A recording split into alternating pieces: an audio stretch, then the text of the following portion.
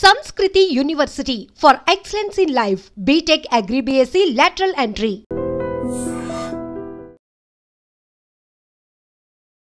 చిన్నప్పటి నుండి చదువు అంటే ఆ అమ్మాయికి చాలా ఇష్టం. అందుకే చాలా ఇష్టంగా కష్టంగా కూడా చదివింది. స్కూల్లో ఫస్ట్, అలాగే కాలేజ్లో కూడా ర్యాంకర్ అమ్మాయి. అలాంటిది ఒక్కసారిగా తన తండ్రికి తాను భారం కాకూడదు అనే ఉద్దేశంతో మనస్తాపానికి గురై ఆత్మహత్య చేసుకుంది శృతి కీర్తన. విశాఖ గోపాలపట్నం ఇందిరానగర్లో ఉంటున్నటువంటి ఆ కుటుంబం ఇప్పుడు తీవ్రంగా రోధిస్తోంది. ప్రస్తుతం మనమైతే విశాఖ కేజీహెచ్ మార్చరీ దగ్గర ఉన్నాం. ఆ బిడ్డ కోసం తల్లిదండ్రులు బోరున విలపిస్తున్నారు. మరెవ్వరూ ఇలాంటి నిర్ణయం తీసుకొని తల్లిదండ్రులకు తీవ్రని దుఃఖాన్ని మిగిల్చి వెళ్ళొద్దు అంటూ వారు ఆవేదన వ్యక్తం చేస్తున్నారు. శృతి కీర్తన వాళ్ళ పేరెంట్స్ మనతో పాటు ఉన్నారు. ఒకసారి మాట్లాడదాం. నమస్తే. చాలా బాధాకరమైన నమస్కారం. నాకు నా భార్యకి జరిగిన ఇది ఎవరికి ఏ పిల్లలు ఏ తల్లిదండ్రులకి ఇలా తీసిరాకూడదు. ఎంతో ఆశలతో బ్రతుకుతాం పిల్లల గురించి. ఏ కన్న తల్లిదండ్రులకి ఏ పిల్లలు భారం కాదు. అది అర్థం చేసుకొని పిల్లలు ఇటువంటి నిర్ణయాలు తీసుకొని ఉండకూడదనేసి నేను కోరుకుంటూ, నాకు జరిగిన అన్యాయం ఇంకొక తల్లిదండ్రులు జరగకూడదని అందరి పిల్లలకి నేను ఒక తండ్రిగా నేను చెప్పవలసింది ఇదేనమ్మా. ఏంటంటే చిన్నప్పటి నుండి శృతి కీర్తన అంత బాగా చదివి టాపర్గా ఉండి ఎందుకు ఇలాంటి నిర్ణయం తీసుకుంది? ఏమైంది అసలు రీసెంట్గా? ఏమీ అవ్వలేదండి. 300 ర్యాంక్ వచ్చిందండి అమ్మాయికి. ఫస్ట్ నుండి ఏంటంటే ఏఈలో వస్తుంది, లేదంటే ఏఈ కాకపోయినా ఏఈ ఉమెన్స్ అయినా వస్తుంది.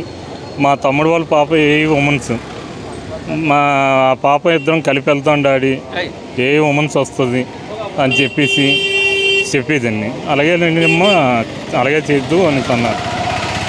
అనేటప్పుడు అనుకోకుండా మన సండే విడుదల చేశారు లిస్టు. అందులో రాలేదు, ఏఈ ఉమెన్స్ రాలేదు. రాకపోతే గాయత్రి ఉమెన్స్లో కొమ్మది వచ్చిందండి. మేము పాప కాంటాక్ట్ చేయడం, వాళ్ళని యాజమాన్యాన్ని వాళ్ళు చెప్పడం జరిగింది. అమ్మ అక్కడ 8 చూపిస్తుందండి, 1,05,000 చూపిస్తుందండి, కింద 0 చూపిస్తుందండి అని చెప్పారు. మరి పాప కూడా నాకు చెప్తే ఓకేనమ్మా అనేసి అంటే, డాడీ బస్సులో వెళ్ళిపోతానంటే, లేదమ్మా కాలేజీ బస్సు ఎంతైతే అంత నేను పెడతానంటే 30,000 అని చెప్పారు. 30,000 కాలేజీ ఫీజు 5,000 కడితే సరిపోతుందండి మీరు ఇయర్లీ అని చెప్పారు.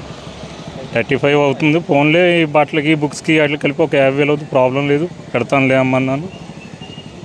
తర్వాత కూడా ఒకవేళ పడకపోయినా నీకు ఇబ్బంది లేదమ్మా, 3 సంవత్సరాలు చదివితే 4,50,000 అవుద్ది, పెడతాం మేము ఎక్కడో దగ్గర తీసుకొచ్చి, నువ్వు చదువుకోమనేసి చెప్తే నన్ను రిపోర్టింగ్ చేయడానికి వెళ్దాం డాడీ అన్నది. ఈ అమౌంట్ నా దగ్గర అనుకోకుండా లేకపోతే వాళ్ళ పిన్ని తీసుకొచ్చి ఇచ్చిందండి నిన్న మార్నింగ్. వాళ్ళ పిన్నికి మామూలుగా నేను ఫోన్ చేశాను, ఇలాగ వచ్చిందని. మా చిన్నాన్ని బాబాయ్ని అడుగుదాం అనేసి ఫోన్ చేశాను. మా బాబాయ్ని అడుగుదాం అనేసి ఫోన్ చేస్తే ఆయన రన్నింగ్లో ఉండి ఇచ్చేస్తే, నేను మార్నింగ్ మాట్లాడుతాను లేని పెట్టాను. ఇదే మాట మా మరదలతో చెప్తే, ఎందుకు నా దగ్గర ఉన్నాయమ్మాయి నేను ఇస్తాను అనేసి నేను ఉదయం తీసుకొచ్చి ఇచ్చింది. అమ్మాయి ఉంది, అందరం ఉన్నాం, మా మేనళ్ళు అందరం, నిన్న చుట్టాలు కూడా ఇంట్లో ఉన్నారు. అందరం కలిపి మాట్లాడుకొని 4:30 వరకు సరదాగా ఉన్నాం. 4:30కి నాకు షాప్ టైం అయిపోయింది, షాప్కి వెళ్ళిపోయాను.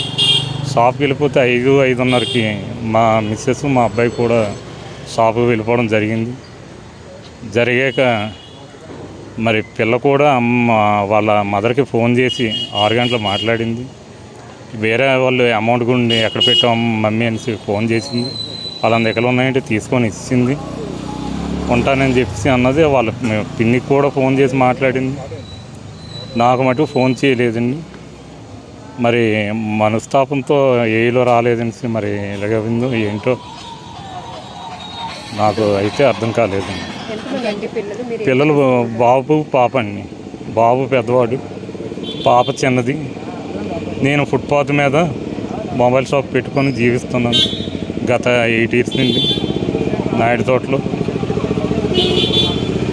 అదండి, నా పిల్ల కళ్ళు కూడా నేను దానం చేస్తున్నానండి. నా పిల్ల కళ్ళు మరొక ఇద్దరికి ఉపయోగపడతాయనేసి నేను మా మిస్సెస్ కలిపి ఈ నిర్ణయం తీసుకున్నాం. మేము ఐ డొనేషన్ చేయడానికి మేము నిర్ణయం తీసుకున్నాము. నిజంగా ప్రస్తుతం ఉన్నటువంటి సమాజం దేనికి ప్రయారిటీ ఇస్తుంది? ఆర్థిక సంబంధాల చుట్టూ మాత్రమే తిరుగుతోంది. మళ్ళీ ఎన్నికలంగానే చాలా విరక్తి కలుగుతాం. మంచి అనిపిస్తుంది కదా, లేడీస్ కూడా ఛాలెంజింగ్ జాబ్స్ చేసినప్పుడు చాలా బాగుంటది. ట్రాఫిక్ అసిస్టెంట్స్ గా నియమించిన ట్రాన్స్జెండర్స్ అందరితో సాల్యూట్ చేయించుకుంటున్నారు. ఫుడ్ డెలివరీ ఇవ్వటానికి వెళ్ళినటువంటి డెలివరీ బాయ్ అనిల్ పై కళ్ళ ముందు